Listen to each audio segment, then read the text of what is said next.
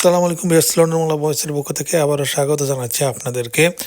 এখনকার যে সংবাদটি সেটি হচ্ছে হারাম মুরগের মাংস হালাল হিসেবে বিক্রি করার অভিযোগে অভিযুক্ত হয়েছেন ইউনিভার্সাল ফুড হোলসেল লিমিটেডের মালিক হেমিল মিয়া।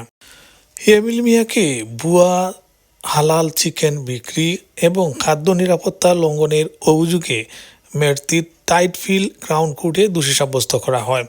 তিনি তার গুদামে অপর্যাপ্ত স্বাস্থ্যবিধি বজায় রেখে মাংস বিক্রি করতেন এবং কিছু মাংসে এক্সপায়ার ডেটও পরিবর্তন করতেন। হেমিল মিয়া দাবি করছিলেন তিনি শুধু প্রি প্রসেসড হালাল মাংস সরবরাহ করতেন, তবে তদন্তে তার বিরুদ্ধে প্রতারণার প্রমাণ পাওয়া গেছে। তার বন্ধু নৌফ রহমান, যিনি স্বাস্থ্য প্রক্রিয়াকরণের দায়িত্বে ছিলেন, একাধিক খাদ্য নিরাপত্তার অপরাধে তাকেও দোষী সাব্যস্ত করা হয়েছে। গোপন নজরদারি ও পরিদর্শনে জানা যায় কিছু মাংস শিথিলীকরণ ছাড়াই বিক্রি করা হয়েছিল এবং সঠিক তথ্যবিহীন লেবেল দেওয়া হয়েছিল। হেমিল মিয়ার 10 বছরের কারাদণ্ড হতে পারে, তবে বিচারক তাকে জামিন দিয়েছেন এবং সাজা নিয়ে কোনো প্রতিক্রিয়া দেননি।